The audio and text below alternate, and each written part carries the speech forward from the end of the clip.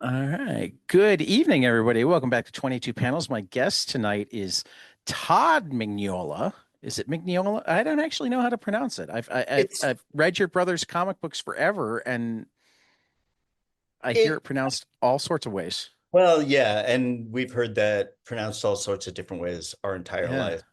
And if you just say it's a silent G, then you get Minola, which is terrible. It's Right.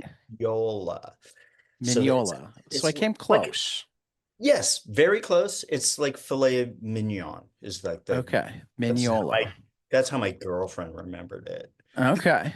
Okay. So yeah, we have the brother of Mike Mignola who is writing his second comic book with, is it Big Brother, Little Brother? He is my big brother. I With they're with his big brother. Yeah, so Okay. Mike's the oldest. There's my brother Scott in the middle, and then there's me. Okay. So let's start by give us the pitch for this new story, The Crown, right? Isn't Um, that yeah, that's it. yeah.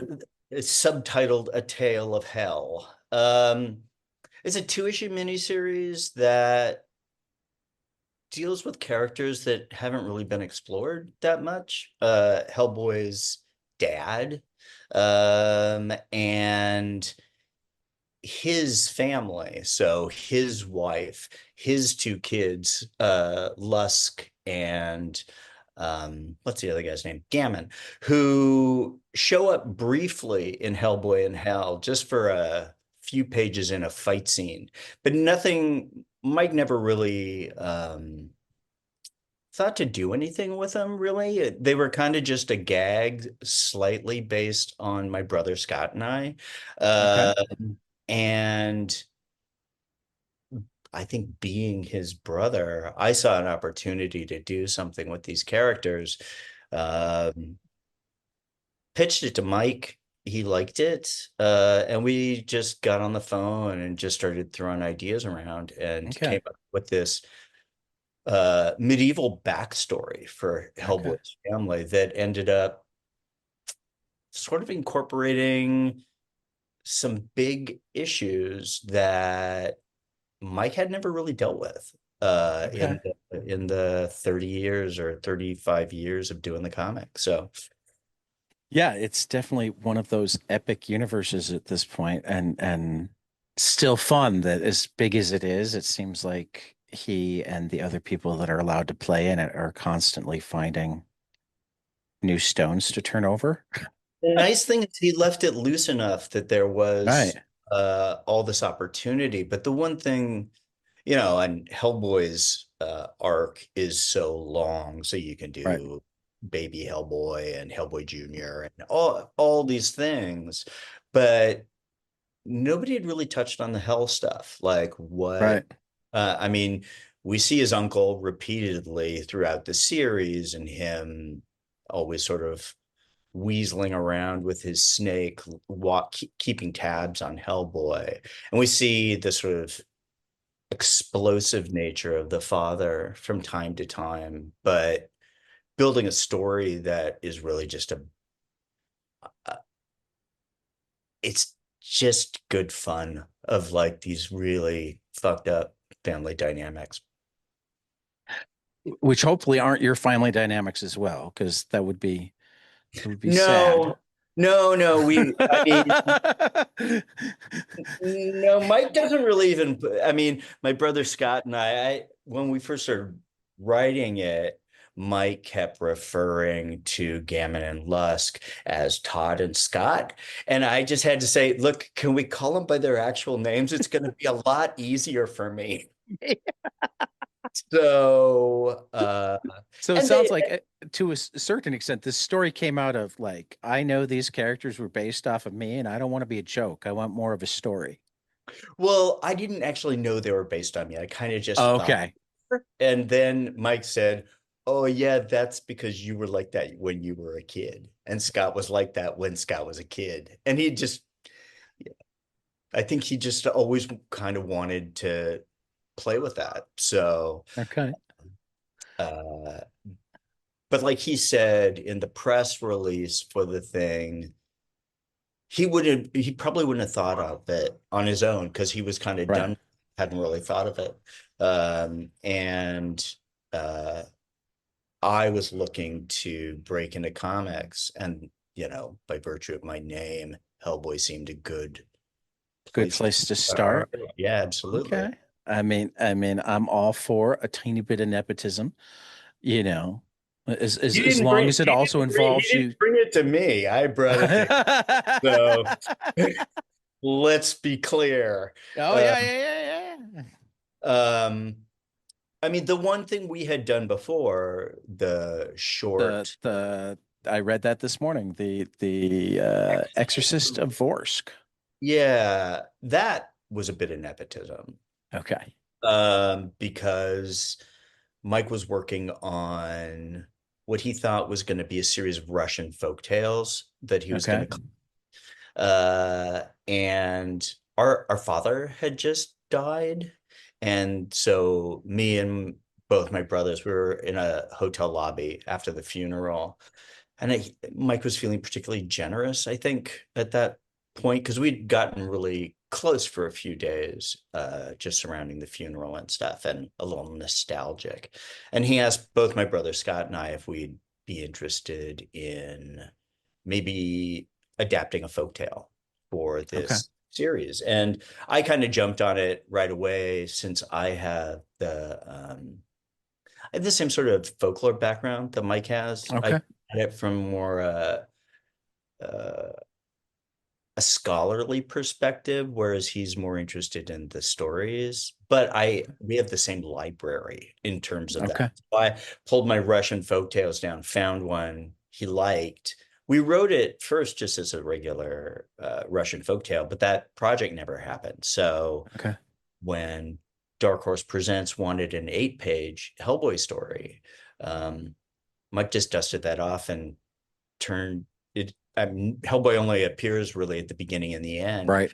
Right. uh, and I have the last page on my wall. Nice. Yeah, it was pretty nice. So Um, what is your background? my background's in prose.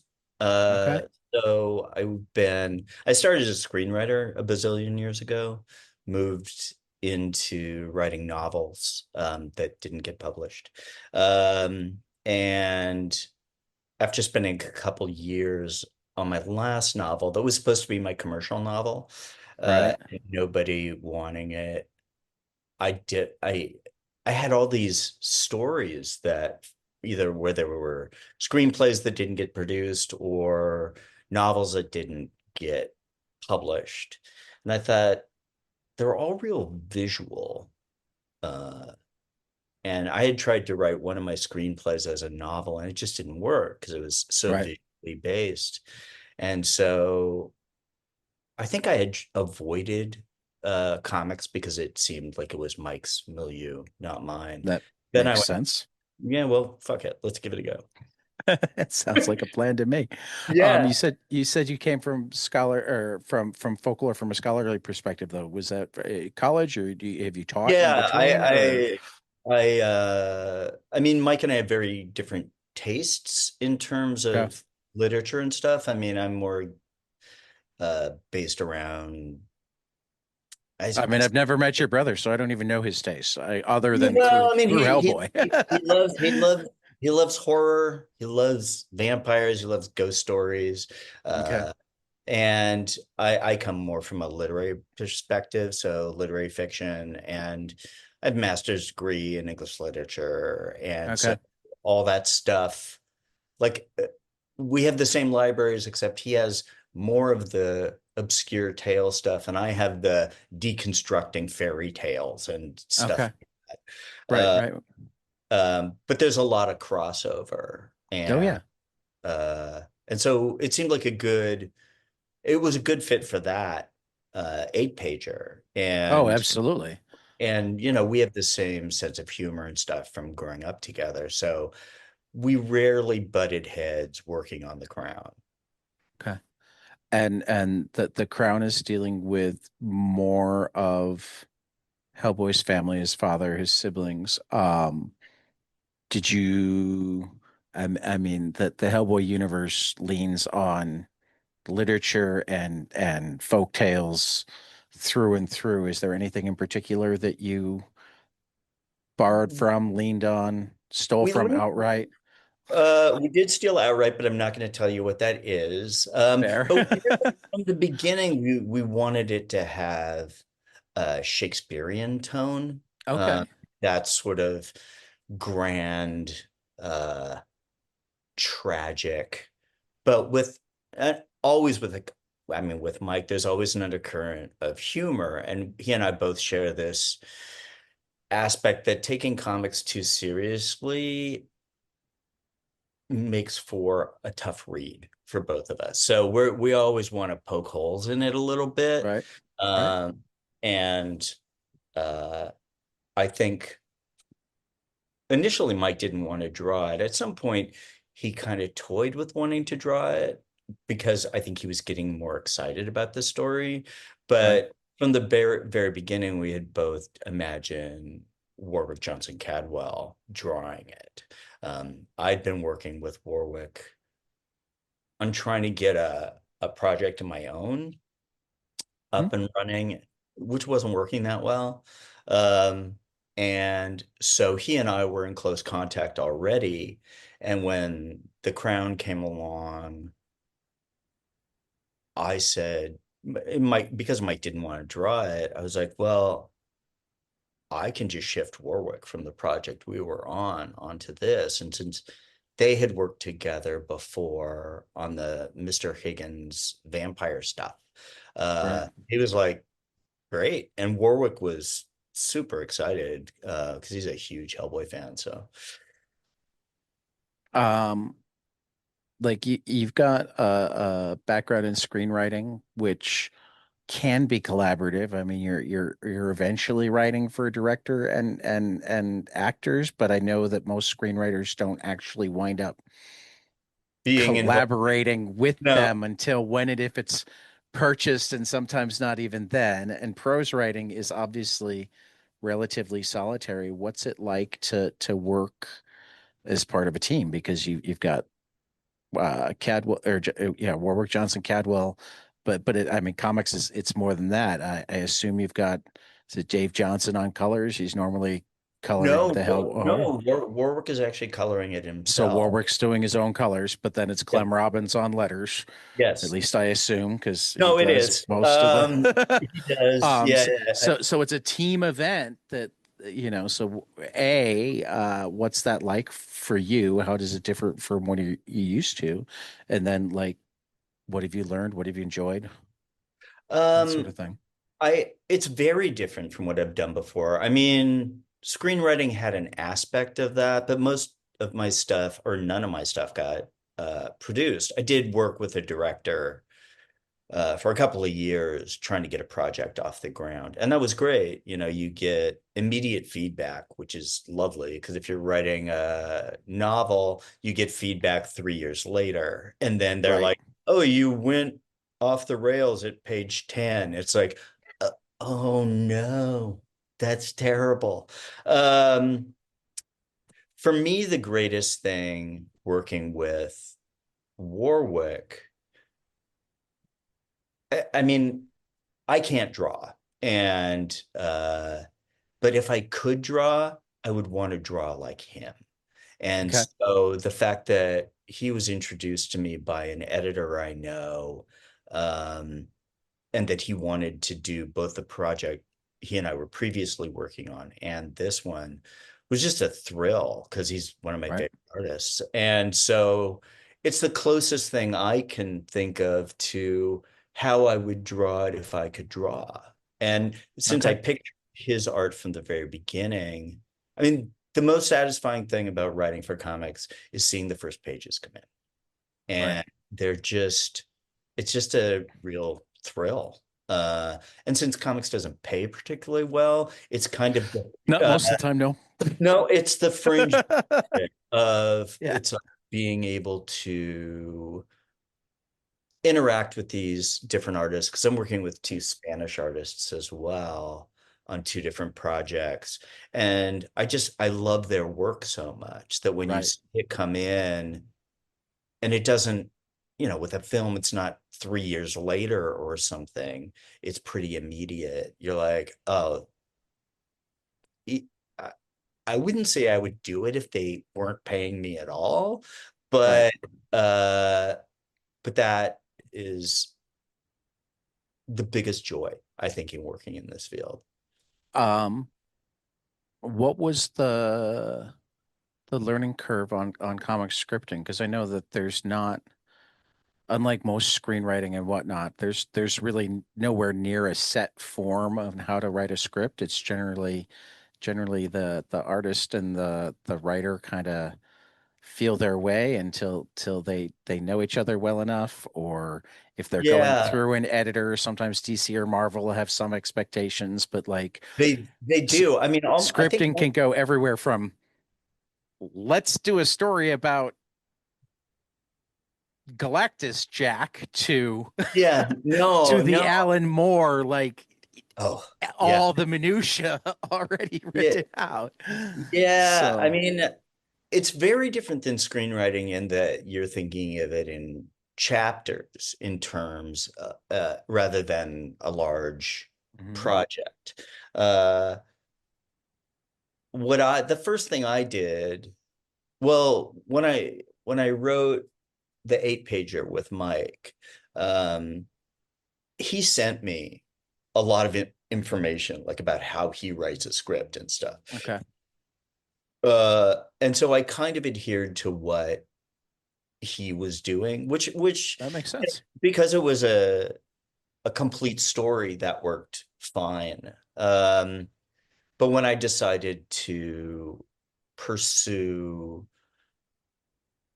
comic writing more seriously, I basically looked at the format that Dark Horse has on their website Okay, for and it was a lot more like an actual screenplay to me. okay, So I didn't have to adapt. Like I have a template for writing a screenplay, and I just right. adapt for comics. And the So weird you thing, get are you giving like panels per page, or are you giving you like give story beats and letting Warwick decide? I leave the story beats. I mean, unless it's something that's like a panel that definitely needs front and foremost on a page, I leave it to him. I trust him. Okay, Um, so my strength as a writer has always been dialogue. okay, And so that was giving Warwick as little as humanly possible. And a lot of it takes place in a medieval castle in right, hell. And he's a genius with that. He's done so much stuff like that. And his details and his uh, perspectives are so odd that I right, never, unless I needed something very specific, I left it to him. And there was right, always a note in the script would be like, unless you can do this in fewer panels or you want to do it in more, right, so long as all the dialogue ends up in there. And right. the page turns are always important. Oh, absolutely. I mean, So and that's that was huge because you don't have anything like that as a screenwriter. no. And And in fact, I think it's one of the great advantages that comics have over film is that you have moments of tension built into the format with the page turn. yeah, it's great. You don't have to come up with a way to create the tension. You just leave it at the end, and then they have Yeah, to turn the page. yeah, that anticipation of, Right. I grew up reading comics, but I never thought about that. It was Yeah. just conscious. Yeah, And no, I mean, one of the wonderful things about hosting this podcast is over 4 years of talking to comics creators and preparing to talk to comics creators. Like the depth of my appreciation of why I love comics has just Mhm. exploded.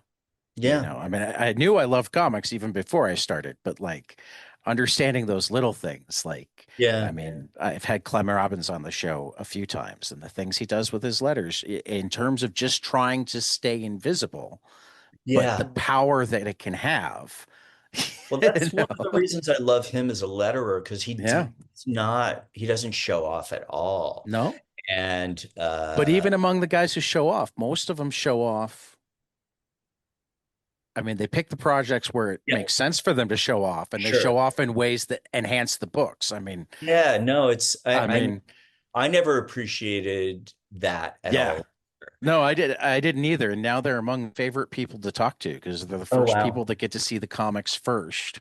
Mm, And they're aware that like nobody knows who they are. So they're mostly egoless. They just love to yeah. do those things that are going to silently make a massive difference in your reading of the book, even though you have to like read it five, six, seven times before you're like, oh, they changed the font when this guy was talking and it made my Mhm. skin bubble. Yeah, or just a little waving to the word Right, balloon or something. right. Um, no, it was when before we put press out or Dark Horse put press out, they wanted one completed page because Right. some of them are in rough form, some of them are inked, but none of them had been colored yet. And so Warwick, we chose Mike and Warwick and our editor, Katie and I, uh, decided on one of the early pages and Warwick colored it. And then they sent it to Clem, and Clem did the letters on it. And suddenly it makes a huge difference, each one of those stages from the roughs to the inks. And the color added so much, especially Oh since yeah. his stuff can look a little busy. Uh, Right. but suddenly you could see all the clarity in all the panels. And then even Warwick had said once they put the letters on it, he's like, now it looks like a comic to me. Right. Right. Um, see, you're a guest that doesn't fall into any of my normal categories, so I have to think harder for questions. Oh, no, I I'll mean, come up with good ones. I'm explaining why there's a pause here. no, that's okay. What Yeah. has been the biggest like joyous surprise? Like you've spent years writing and you have the one 8 pager under your belt, but this is your first period of, I mean, I don't know when you started with your unsold or unpublished projects, but this is your first period of working on writing comics. So it's the first period where you're seeing the ins and outs, you're getting art back, whatnot. What's the thing that you had never realized was part of comics that like has happened that you just loved? Weirdly, I mean, I'm an introvert, but the thing I've really loved about comics is the community. There's a there's a Steve Lieber who Ah, lives here in Portland. He started for comics professionals like a monthly get together yeah, at Katie Pride's Book with Pictures. right. Books with And pictures. so just going and hobnobbing and talking to James Asmus or talking to Steve Lieber or talking to Tyler James Cole. is cool. Yeah, James is such a sweetheart. I adored his oh, why am I drawing a blank on the name of it? The Antifa Muppets. Oh yeah, Survival Street, is that what it Yes, is? Survival Street. Oh, Yes. that was so good.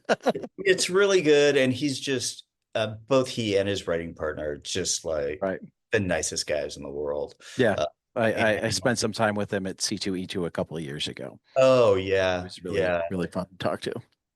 yeah. But getting to meet these guys and they were all pretty egoless, which was, I Yeah. mean, it's Portland, Oregon, so everybody's a little laid back here anyhow, but um, they were also welcoming, Yeah. and the first time I met I went to one of these things and I introduced myself and I said, I'm Todd Mignola. I saw like four people's heads turn just at the name. And I'm like, okay, it's gonna be like that. Um, but now they all know me and are Right. really supportive. I remember talking to Mike Oming at one of these things. Another really good guy. Yeah, really nice guy. I got to get out to Portland just because of the number of people that I talk to on this podcast on a semi-regular basis that I've become very friendly with that live in yeah, Portland is no, absolutely insane. I mean, it's wild how many people are based out here. And Mike created Hellboy out here, Right. uh, when he was living here. And there, I saw something about actually Mike Oming had posted something about dropping off some artwork at a comic museum that they're going to be opening Yeah. here. I know Mark Russell's been working hard to get that up and Yeah, going. He's on the board. yeah. Yeah. So that's exciting, and it makes Yeah. absolute sense that it would be Yeah. here. Yeah. It's the same way They got that a ways to go before they're going to catch up to the Billy Ireland in Columbus, Ohio, of all places. oh yeah, I think it's probably going to be pretty small. I mean, But I don't imagine it will be for long, actually, because I mean, the way most comic, like the two biggest collections of original comic art in the United States that I know of are the Billy Ireland at Ohio State and the collection at Columbia University in New York. oh, And both of them started with at Ohio State, Milt Caniff, who did Terry and the Pirates oh yeah, and Steve love that. Canyon, etc., gave all of his papers to the Billy or to Ohio State because it was his alma mater, and that gave them the kickoff. And then, of course, Bill Watterson was also an Ohio State alum, so they have Oh all wow. of Calvin and Hobbes, Oh and no. Jeff Smith is a Ohio State alum, so they have a significant amount of bone. And he started up the convention that they have every year, Cartoons Crossroads. So now other people donate stuff and that sort of thing because they had that start. Similarly, the collection at Columbia started up when Chris Claremont gave all of his papers Oh to wow. Columbia. So all it really takes is like that one person deciding that they want to get junk out of their house and giving it to the Portland Museum. Is the stuff, is it on display or is it just in there? Um, at the I haven't gotten to go to Columbia yet to know exactly everything they do. But Hmm. at the Billy Ireland, they have a permanent display. They have two exhibit rooms, and everything is available in the reading room if you ask for it. Oh wow. And if you're lucky enough, you get a back room tour, which they also do every hour on the hour during Cartoons Crossroads Columbus every year in Oh, August. that's great. That's Right. great. I'd love to do that. Yeah. Uh, So, I mean, it's the con that I tell comics people to go to, whether they're tabling or not. In fact, to a certain extent, go if you're not tabling, oh, because you have more time to just go because and you look could at the just do collection. stuff. Yeah. Well, because here's the thing, it's also free, like free to get in. It's spread out between Ohio State, the public library, the art school, and the art museum, are where all of the events are. All of them are free. And because Columbus is a football town, they have a massive amount of rental properties available, and the con is never as many people as come into town for a Ohio State football game, which means the rooms are cheap. Oh, that's great. I hope they ask me there sometime. I will Yeah. definitely. Oh, But whether you get asked or not, I'm saying if you love comics, it's the one to go to just that's great. because, you know. Well, I mean, I'd love Yeah. to see the Columbia Yeah. stuff too. I mean, now Yeah. my brother Mike just moved back to New York, so now I have Okay. somewhere to stay. Yeah. Uh, and Karen Green is the curator in at oh, Columbia. oh yeah, her name is really familiar to me. Well, Why? that's because I mean, she's one of the names in academia regarding comics. Okay. So you Yeah. probably Yeah. I mean, Or she has come across my radar. intersection of pathways. Right. Uh, yeah, the New York con is one I would really love to do. That's Even on my list too, but that one costs money, so we'll see. yeah, that one costs money, and supposedly it's like a death trap. There's Right. like a main floor and one exit, and they Wow. overbook it every year. Right. So I mean, everybody loves it, so it's on my list. I also have friends in New York, so at least I wouldn't have to pay to like stay anywhere. yeah, that's how But I feel about but it too. but yeah, no, I mean, and I think it's Reed Pop, and Reed Pop has good professional discounts. So I'm a teacher as well. So between the podcast and the teaching, like I can sometimes get into cons for as little as $30 for the weekend rather than the hundreds of dollars for the No, I weekend. know. And that's such a nice thing. Last year, the Rose City Con, which is in Portland, Portland. I went as just a flunky, and Yeah. introduced myself to some people. But then this last, I guess June, July, whatever it was when they had it here, I actually got a professional badge. So yes, exactly. Thumbs up. And it makes a huge difference. I It mean, does. getting in for the whole weekend for the less than the price of Price one. of a day. Yeah. Right. Right. Yeah. Which Um, is why I mean, and again, now they like one year we got in for free because there was one year that they considered podcast press and they give press passes for free. oh, But then after that, podcasts weren't press anymore. But oh, bummer. but teachers are professionals. You don't actually have to be an industry professional. Like teachers and librarians qualify as professionals. Nice. So I've managed to get professional badges to my local big con that way.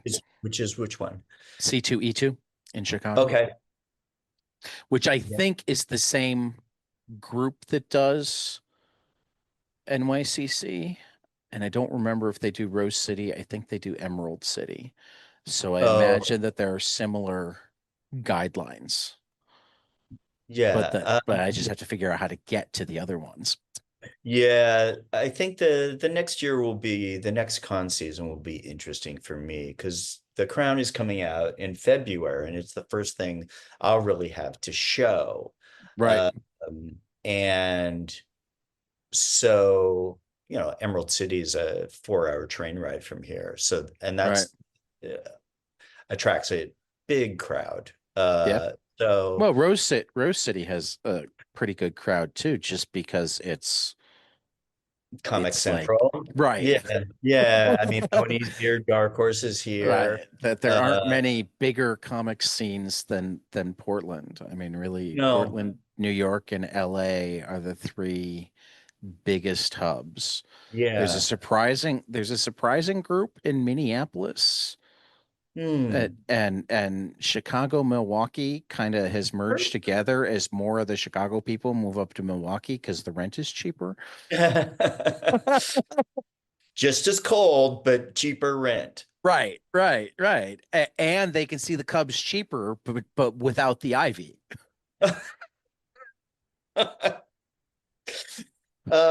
Yeah, so when I applied for my professional badge at Rose City this year, one of the guys who was the head of, I guess, I'm analyzing whether or not I was a real professional, said, "Hey, if you would like to do a panel sometime for the Crown, uh, and maybe your brother too, that would be great." Um, and so with the Crown out next year, I was very deliberately not that guy when I responded to the emails that I got from your PR people. I said, yeah, I'd love to talk to Mike, Todd, or Warwick, any and all of them. And when they said Todd was doing it, I said, done, let's go. yeah, yeah, it's it's interesting to be in a position where my name is in the press. Right. And because, you know, I exist on the Hellboy Wikipedia, Hellapedia, or whatever it's called. Right. Right. Right. Because of One story. yeah, one story. And so nobody really, and because it was in Dark Horse Presents, I mean, it got reprinted in all the Hellboy and Hell stuff, which Right. is nice. Right. Uh, but this one, we mess with canon a little bit. Right. Cool. And I got to, well, with Mike and Warwick, create a new character. So Nice. uh I got to name uh Azrael's wife. With Nice. so they're gonna have to rewrite a bunch of stuff about Hellboy's Hell family now because it's like, oh, well, you added stuff. Um, so all the fans will, I mean, I think because of that, and because this is dealing with stuff that it touches on the right hand of doom. I mean, it touches on a lot of stuff. Um, and it does inform some of Hellboy. Okay. So I think I don't think this is something the fans knew they wanted, but I think they're gonna want it. And it's I hope so. beautiful. I mean, I the mean, I don't think, I mean, I don't know too many just because I don't have, I've only got one like rabid Hellboy fan in my circle, but I've got lots of whatever the space between casual and rabid is. Does that make sense? yes, it does. The ones that have read more of it than they haven't, but don't have like the entire canon memorized. No, I mean, uh, Um, yeah, and they probably and know I more about Hellboy than I do. I'm sure Well, that's yeah. Well, but what I was gonna say is there have actually been a number of things in the last few years that have come out that the people that I'm around are kind of like, ah, I wouldn't have thought about this in the Hellboy universe, like Hellboy in Love or Giant right. Robot Hellboy or whatnot. But I'll give it a shot. And then they went, ah, this was really good. Yeah, I mean, Giant Robot Hellboy is particularly ridiculous because it just came out of the daily illustrations Mike was doing during Right? the pandemic, and it was just I like mean, goofing off. some of the great comics and or some of the great characters in comics history have come out of people goofing off. Yeah, yeah, yeah. You know, one of the most popular saga characters was Fiona messing around, and Brian put him in the comic, and then he started having a story. Well, I mean, there was a lot of that with Hellboy, you know, talking Right. like, I mean, you know, I remember when he first told me the idea for it. I actually thought it was the dumbest title I'd ever heard. And so did he, really, but I think he's gotten used I to mean, it. this is where I remind people that like it took how long for somebody to finally, we've had Batman, we've had Catwoman, Superman, Spider-Man. How long did it take somebody to name their book Dog Man? And how many copies has he sold since then? Yes, exactly. It's like, what else can I stick on man? And But you'd think it would have been one of the early ones. yeah. Well, I mean, the thing that made Dogs. Hellboy is so ridiculous is the boy part, not Oh, the absolutely. part. Yeah, I mean, here's this big Yeah. lump guy. And Hellboy does make a brief appearance in The Crown. Okay. You mean other than on the cover here? Yeah, Mm. it's just more a framing device than Yeah. anything else. Well, Uh, that's one of the beauties of Hellboy is that I mean, like the eight pager where he was also the framing yeah, device. yeah, Hellboy can be a character. He can also be the crypt keeper. yeah. No, it's true. You Uh, know, and it's kind of, you know, I mean, because on one level, his world's supposed to be our world. right. And I would have been, I think, it would have been hard for me to write Hellboy's dialogue, I think. I think I Right. would have just given that to Mike, whereas the other Right. characters, because they hadn't been explored really, not in a humanizing way, uh, I felt like I had a lot of leeway Okay. to write and flesh out their characters. Mike would nix stuff and say too wordy, and I'm like, okay, that's the novelist in me. Don't Uh, don't be Stan Lee. don't be Stanley. And honestly, for me, the thing I like about comics, and this goes back to when I was a screenwriter, if you can do it in a visual, I kind of hate captions in a Yeah. comic. I don't mind dialogue, but only if a caption is absolutely necessary. Right. Uh, growing up in the 70s, comics were so overwritten. Oh God. You'd have so many asterisks leading you I to mean, a the footnote, and you're like, "Ah, you're it killing me." yeah, in the 50s, I'll forgive EC Comics for being overwritten because essentially they didn't write on paper. They had Al Feldstein writing the comic on the Bristol board. So it was Yeah. really actually the directions for the artist that were Yeah. being written down, which, okay, I guess it And I saved money. and honestly, the writing is so weird in the old 50s stuff. It's so clunky that I kind The of enjoy dialogue is it. better. The The dialogue is Yeah, fantastic. no. The secret to reading EC Comics is don't read the exposition boxes because Oh, those are actually just the instructions for the artist. because they You often don't need them. it's just telling you what's going on in the panel. Yes. Right, right. Uh, So when I started to really appreciate EC Comics was when I would read the dialogue and look at the pictures and only read the exposition boxes if I didn't know what was going on. right. But again, it was because Bill Gaines wanted to save money, so he wouldn't have them type out the scripts. He just had them write it on the Bristol board. Wow, I didn't know that, Yeah, but it makes sense now. I'm like yeah, thinking of some of these pages that I really love, and it's like, oh yeah, that doesn't need to be there. And right. for me too. And I was talking to an artist about a project a couple weeks ago, Mike Macropolis, and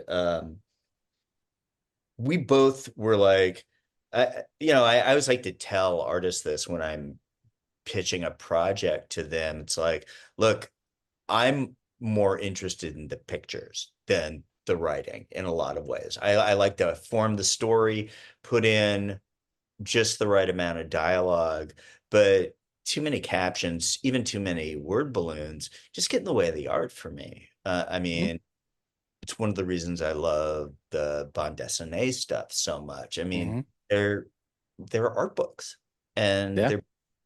um and it's why everybody or a lot of people wait for, the trade paperback to come out because it's like Mhm. it feels more like an art book. Right. I'm not an issue to issue guy at all. So, we could transition a little bit here to ask you one of my really common questions for a first-time guest. Give me your comics biography, not your bibliography, obviously, because we've already gone over your bibliography, but your biography. Talk to me about the comics you read when you were a kid. Like what role has comics played in your life to this point? Which books played that, stuck out to you as ones that like, oh, this is why I love the medium, or this is why I want to get into the medium. Obviously, you chose to start writing comics later, so it's going to be different than I'm used to hearing. But like, walk me through your journey with comics. Well, it's interesting because I comics just except through what Mike was doing completely fell out of my life for most of my adult life. I mean, my brothers and we were Marvel guys. Okay. I don't think we had really any DC. And but in the same way, we collected everything in a very particular way. We collected music in the same way. Like my brother Scott would have Hall and Oates, and I would have Jethro Tull, and Mike would have Aerosmith. And but we would share all that stuff. But it was like Mike had these comics. He was a Fantastic Four guy, really all the Kirby stuff. Uh, Scott was very Tomb of Dracula, and mine was a little more hodgepodge. Spider-Man was huge for me, but these Okay. like 70s Spider-Man. Right. Uh, and it's funny, like Mike always paid attention to the art, of course. Uh, I didn't really think about the art that much growing up.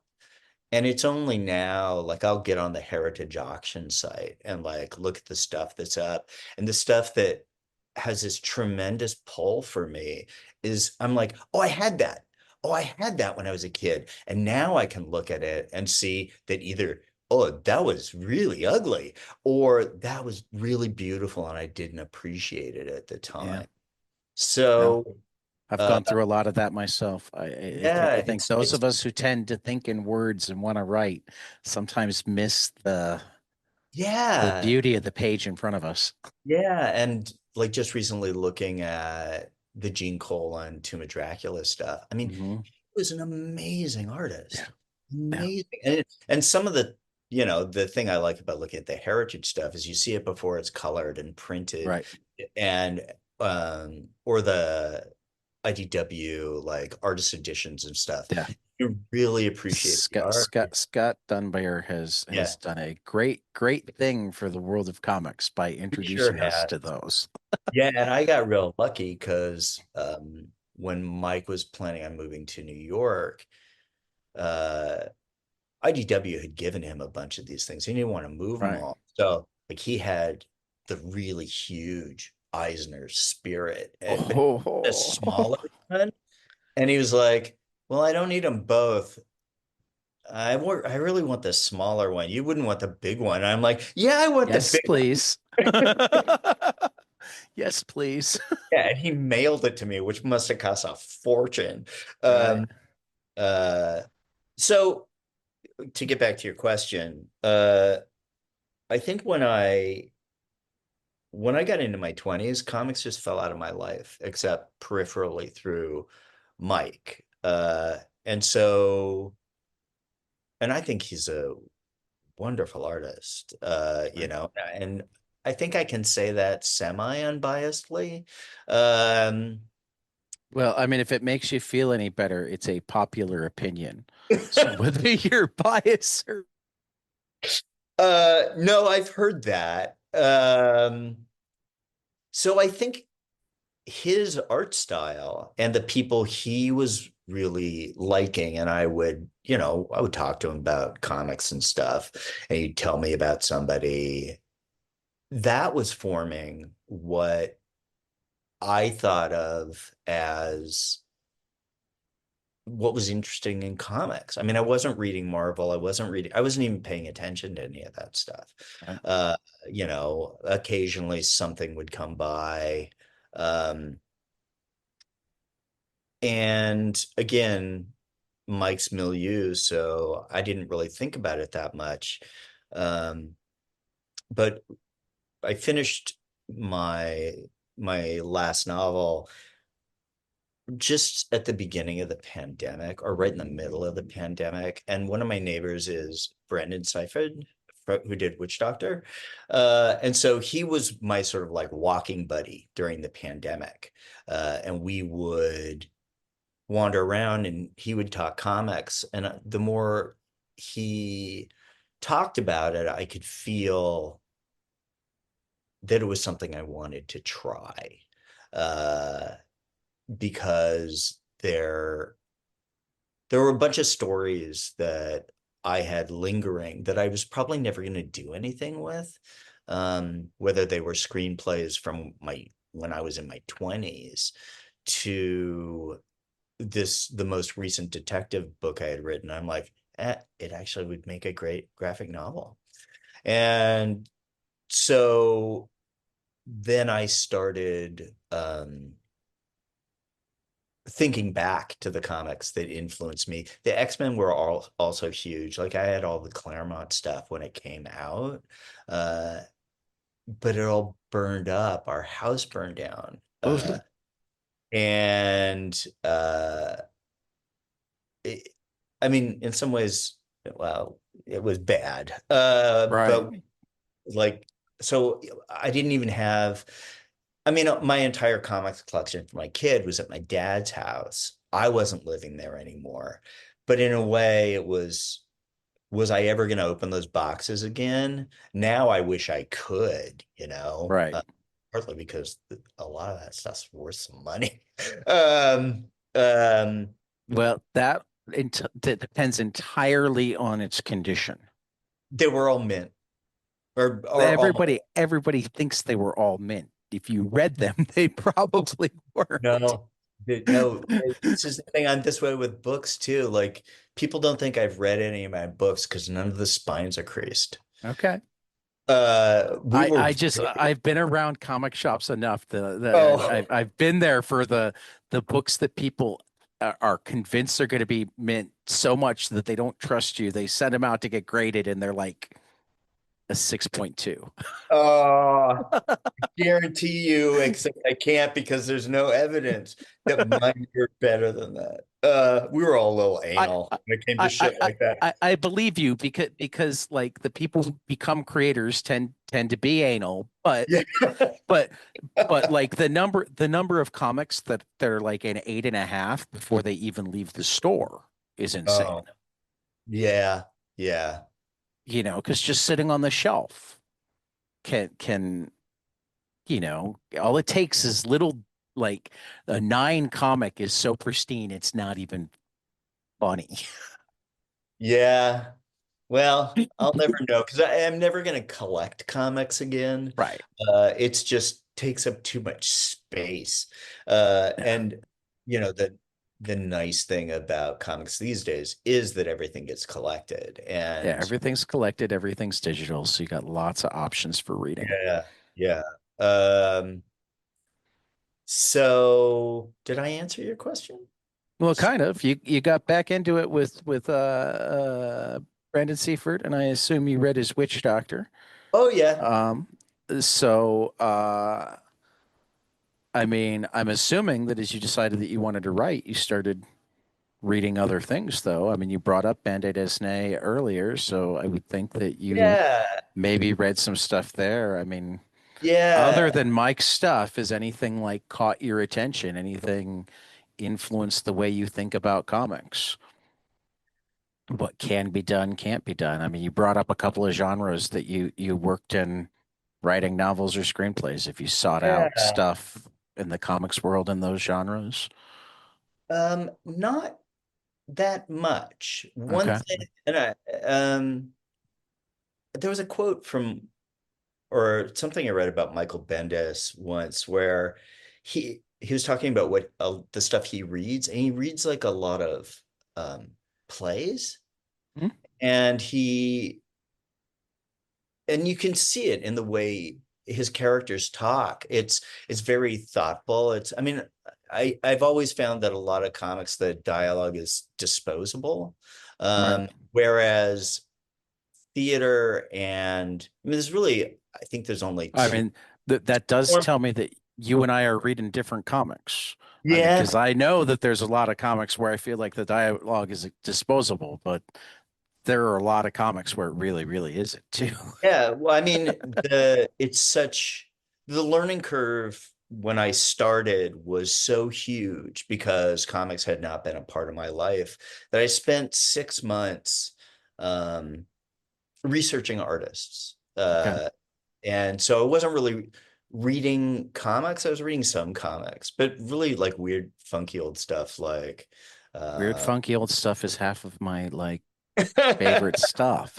yeah, yeah, me too. I was reading Fletcher Hanks. Okay. So because I still think of comics as funny books. It's hard for me to take them totally seriously. Like somebody like Alan Moore. Well, I think he's a very good writer. I I find them humorless. Right. And that if I'm Well, gonna, this is where I say that go read Jack Be Quick. Alan Moore can do humor. Um, oh, but B, comics are a medium, just like not sure. all movies have humor. Yeah, like You can write the comics DC without Batman humor. movies. Yeah, I wasn't even talking about comic book movies. Yeah. I was thinking not a lot of people laugh at Schindler's List. No, no, that's a traumatic one. No, it's true. For me, the artists I started looking at were the BD artists, the Okay. European guys. Because I remember I lived in France for a couple of years, and I remember the way, like the big surprise of like going into a bookstore there and the giant bande dessinée section, and I was like, They wait, consider it what, the ninth art? yeah, something like Yeah. that. And it's Yeah. just like, and they were all hardbound and they were Hmm. all beautiful. And I was like, what the hell is going on? That's Uh, also comics. yeah, yeah. And so, um, like I wasn't on Instagram or anything. As a novelist, it didn't make any sense. But Right. as soon as I decided to dip into comics, I just started friending like all these Every artists. artist you could find. Yeah, and so I got kicked off Instagram instantly because I thought I was a robot. And then I finally got my Instagram account back, and I did the same thing, and they did it again. And then I thought, okay, the next time you get back on, just take it easy, man. And I started looking at the artists who are friends with other artists, the French artists, and then some of the other artists started reaching out to me, which was nice. There's a wonderful Spanish artist named Rodrigo Vasquez. He's not known. He did a book called Hounds last year for Mad Cave.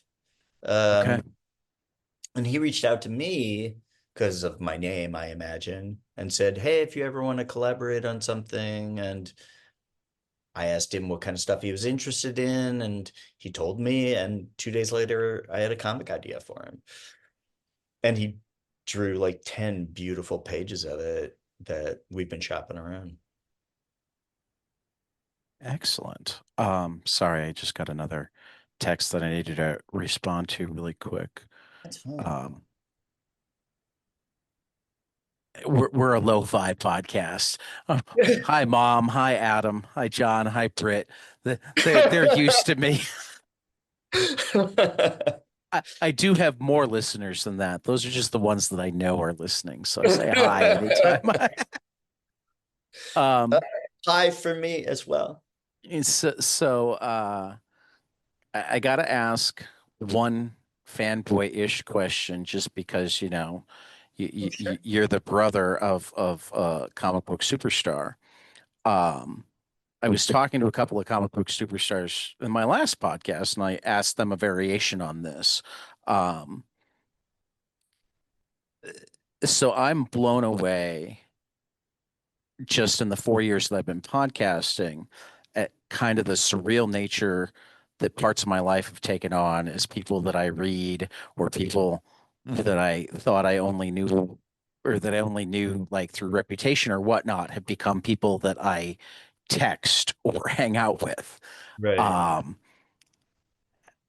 have you had any of that? I mean, your brother obviously is not only comics royalty, but they've made what, three Hellboy movies now, or is it four? I can't keep track. Four. Or there were the two Um, Del Toros. There was the David Harbour one, and then there was the Crooked Man.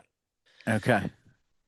So my question is, can you think of any experience that you've have had that's strictly because of your relation to the comic book world, that just like when you think about it, it's just still kind of like, wow, I got to do that. Um, yeah. And it would it would have been being put in touch with Warwick, Okay. John, because he's an artist I've long loved, and um, the editor Shauna Gore, who lives here, she, I, we had become sort of friends, and I ran this one idea by her, this for the zombie comic, and she was like, "Well, who are you thinking of drawing it?" And I said, "Well, everything I think of Warwick Johnson Cadwell drawing," and she's like, "Oh, I was just working on a project with him. Let me put you in touch with him." And within 2 days, he was on board this project. I never even approached anyone else. And it was, Right. and that I was a little starstruck because of Yeah. that. Um, I thought it would be, I thought that would be the most difficult part. Finding an artist for books, I have found to be, well, really joyous. Uh, a lot of my first choices are Yeah. available. Uh, Yeah. and uh and so for and Warwick and I have become quite good friends, even though we've never Cool. met. He's in the UK. uh Right. so I mean, that's been great, and it really set the tone for my interaction with artists on other projects, Right. which has been really lovely.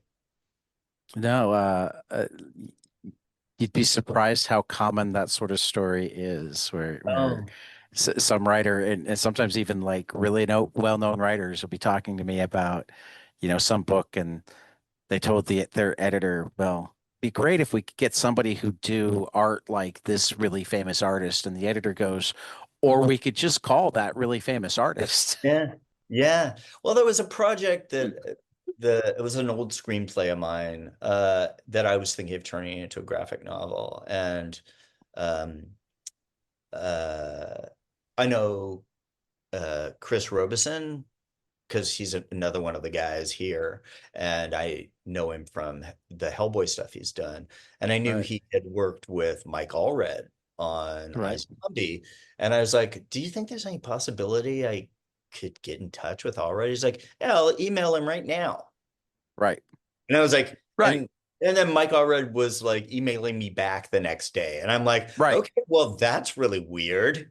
Yeah, no, no, no. Like that's where half of my surreal things are too, is like I either find an email address that might be right and reach out to somebody, and then boom, they're getting back to me, or the handful of times where it's like I finally feel close enough to somebody that I don't feel like I'm like, oh, I'm using you to get to somebody else. And Right. I'll say, is there any chance that you can put me in touch with? And they're like, oh, yeah, sure. Boom, boom, boom. And the Oh, next thing I know, yeah, there was this fantastic French artist that he wasn't on social media at all. Um, so I had no way of getting in touch with him. And I'm not going to use his name that's because okay. of how this story is going to go. And I just wrote on Facebook a post that was like, "Does anyone know so and so? I am having trouble getting in touch with him." And this other French artist who was a Facebook friend of mine said, "Oh, he's a really good friend of mine. This is his email address, but you might not want to work with him because he's slow as fuck." And I was like, So, "Thanks for the heads up." well, no, no. See, I mean, that's my good friend Shelley Bond once said that, like, it's important to have that sort of information, but not disqualifying because you just plan around it. Yeah, yeah, yeah, yeah. She But had a particular. it is a great heads up. And I've talked to an artist Right. recently, and he told me straight up, "Yeah, just so you know, I'm slow." Right. Well, no, no. She told a story that I won't get into the details just because or all of the details, just because of some news that's happened since she told this story. But she was working on a very prominent series, and she brought in a really good artist, and everybody thought that she was crazy because she's like, they're like, you know, that like he never makes his deadlines, that sort of thing. So she called him up before he was starting and said, okay, tell me honestly, how long does it take you to get this book? Will it take you to get each issue done and do it the way you want it to be? And he started to tell her, I can get it done in a month. No, no, no, no, no, no. How long to make it the way you want it to be? 6 or 7 weeks. She's like, okay, I'm going to schedule 3 fill-in issues to give you lead time. Oh, nice.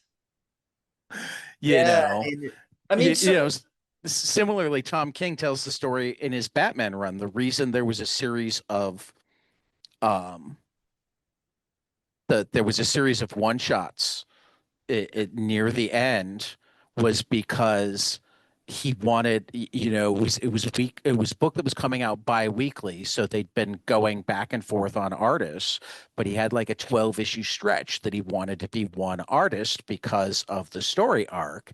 So he did this story arc of one shots so it could be all fill-in artists, and it gave the other artist the lead time oh, to do all to 12 be issues. able to do, because by the time his first of that stretch was printed, he was already drawing like the seventh, Yeah, yeah. But you that's know. yeah, I mean, So really it's slow is not in and of itself bad. You just have to plan accordingly. yeah. I mean, I've known Arthur Adams since I was a kid. Right. And he's just notoriously slow and has always been notorious. And I ran into him at Rose City this last year, and he said something about, "Oh yeah, I'm really behind." I'm like, "Have you ever been caught up?" He's like, "No." No. And then Kirby did 6 pages a day. Yeah. Well, this guy, the Spanish guy who I mentioned, Rodrigo Vasquez, I was putting a proposal together to send it to a comic company. And so I wrote most of the first issue, and Rodrigo and I decided that he would draw either in roughs or full a few of the pages for the proposal so they would see what the book looked like. And the next thing I know, he had drawn 10 pages, fully inked, and 3 of them in color. And I'm like, Right. oh man, you're not messing around. Right. He did them fast, and they're Right. beautiful.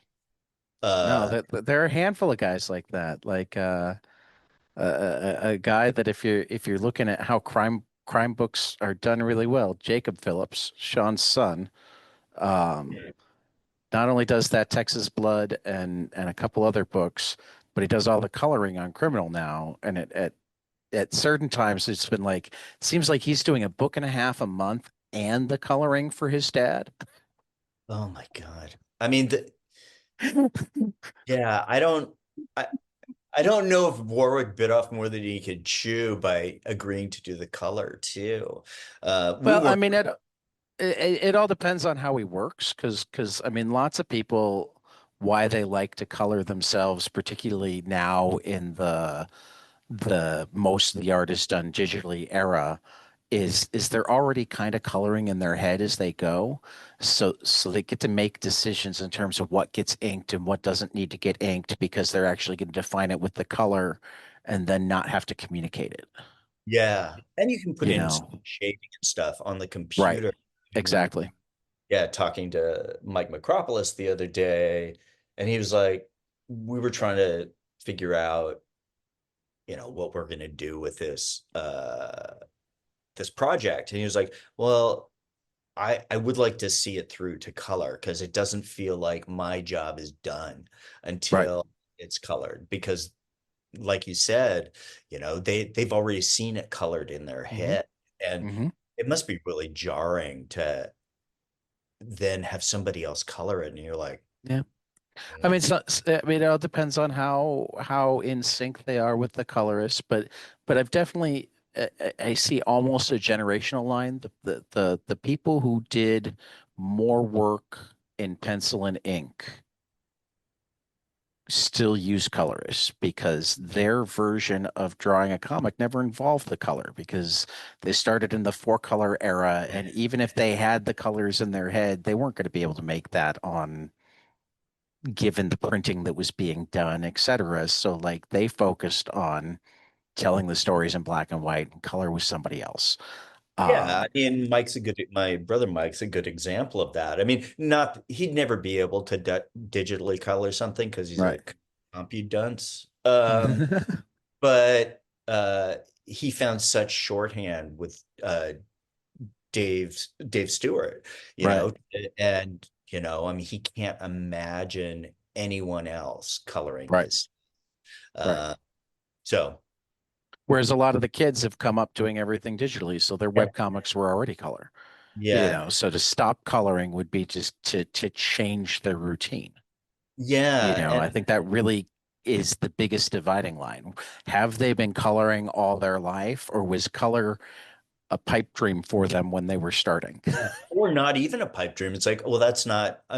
It's done when I ink it, Right. and I mean, it was interesting being at a Lightbox convention a few years ago with my brother, and one of the artists there was the guy who had drawn uh, Radio Spaceman, Okay. Mike's weird little offshoot book.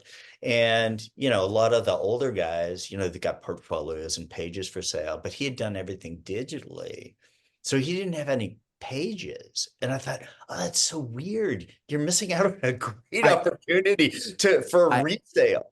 I have a friend who does really loose pencils, like super duper loose pencils by hand before going digital. But then the pages that he looks at and goes, oh, these will sell, he will go back and tighten the pencils Oh, wow. I mean, so that he has something for sale. yeah. I mean, there's nothing better than like just Because a lot of artists make almost as much money off of their original art as they make doing the book.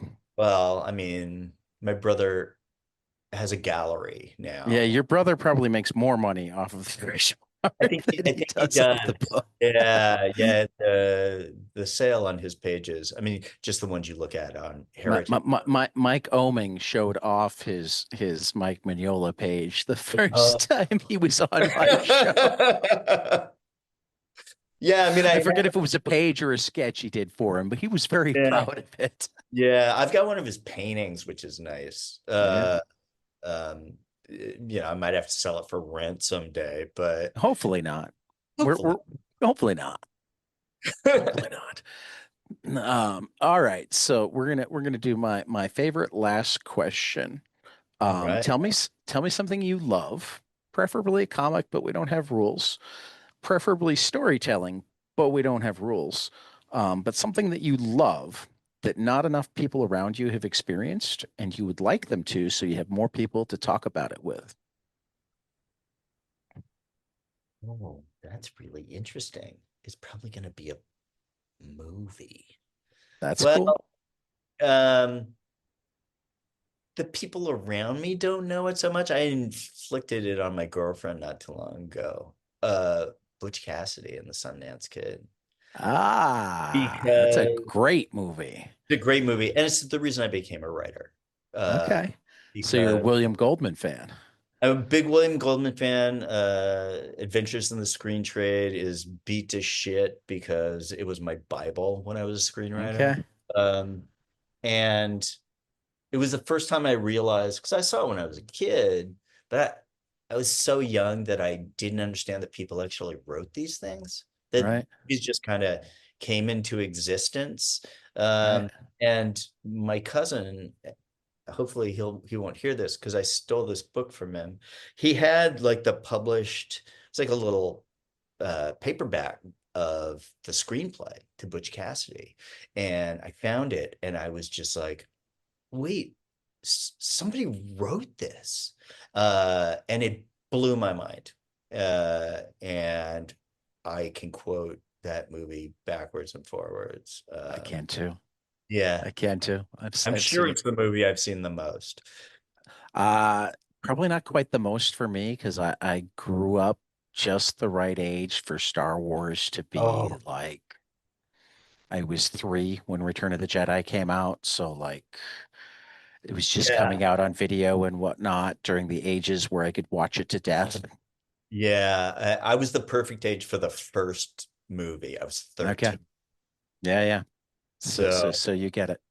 yeah. Um, so I do have to ask a follow-up to that if you're a William Goldman fan, because this is something that I Magic. what? Magic. Magic. I thought I could just like, anticipate the question. Uh, No, no, no. I don't think that works. Um, Book or the movie for Princess Bride? I'm a book guy. I I read I I read lean towards the book. I I do. read I the lean book towards the first, book, as brilliant as and the movie is. yeah, it was it's one of those things where you read the book first and you just pictured it totally different. Yeah, I actually saw the movie first, Oh, but still in reading the book, I just like the humor of making it there's only so much that they were able to do in terms of making out the that Grandpa might be editing parts of the book. yeah. Well, Whereas in there's the book, the humor of, and then there's 50 pages of different wedding gowns she tried. yeah, and there's a moment where Goldman leaves something out of the story and says you can write to the publisher and they'll send you that part. And I did, Right. and they did. There's Did like they? 3 pages from the book that he had cut out, and they just sent um a copy of it. Is it Yeah, worth reading? Should I go do it? I don't know. I haven't read it in so long. Okay. Fair And enough. I don't Fair know enough. if I that's when the book came out too. You're right. So Right. they, So who they, knows if they can do they it now? yeah, yeah, yeah. Yeah. Um, and then I have to ask, just because it was one of the most wonderful things that came out of the pandemic, did you see the like YouTube pandemic Princess Bride remake? No. Oh, you Oh, should look or that did up. it? No, I haven't seen that. Yeah, we're like everybody was doing just scenes at home and somebody cobbled them all together. Oh, that's great. So it's like a who's who of everybody doing scenes at home, and Oh, then they got cut together. I mean, like, yeah, it's ridiculous. It's amazing. I It's not will, quite as long as the movie, but close. okay. I will definitely check it out. People in their backyards, people in their living rooms. Uh, yeah, there was so much stuff like that during the pandemic. It was pretty Yeah. charming. It's nice when creative people find a way to work around whatever challenges they have. Yeah. Um, I mean, one of my favorite cartoonists, Matt Madden, who I totally recommend his book with his wife, drawing words and writing pictures is literally their textbook to making comics. They teach out in New York somewhere, or actually Oh, wow. Philadelphia now. It's literally their textbook to writing comics. Oh, that's Um, cool. It's a great but title. Matt also did a book called 99 Ways to Tell a Story, Exercise in Style, which is built off of some French style manual, but it's the same one-page comic story told 99 different ways. That's fantastic. So like they're great, just but one of the things he does is he loves making comics with a constraint. So he chooses his constraint before he even starts thinking about what the plot is. He's like, I'm not going to do this, or it must Oh, be that's this. interesting. Yeah. So, yeah. I'll check it out. You seem like the geeky type of guy that would enjoy his work. Yeah, that's a great idea. I love shit like that. I mean, he's done poetry comics. His most recent book is actually a collection of different comics he's done with constraints called Six Treasures of the Spiral. Um, but one of the stories in there, the two main characters are traveling opposite directions in time. So there's actually only one panel where they're in the same place in time. I almost wrote a story like that once. Yeah. So it's like for the first half of the panel, like one character knows all of the future and the other character, Oh, and then that's a in the back. great idea. That's a great So idea. yeah, I think you would dig it. And I'm always happy to plug my buddy Matt's comics because he does really, really fantastic stuff. So, Right. Todd, it has been a pleasure. The book is The Crown, A Tale of Hell, with from Todd Mignola, Mike Mignola, and Warwick Johnson Cadwell, coming out from Dark Horse Comics on February 11th. So you got time to order it still.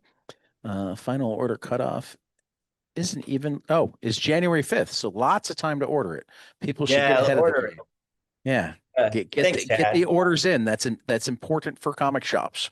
Yes. And like maybe I'll reach out again once it's done and we'll do the spoilery talk. Great. But yeah, I had a good time. Yeah, thank you for joining me for Todd Mignola. This has been 22 panels, and we will see you after the next page.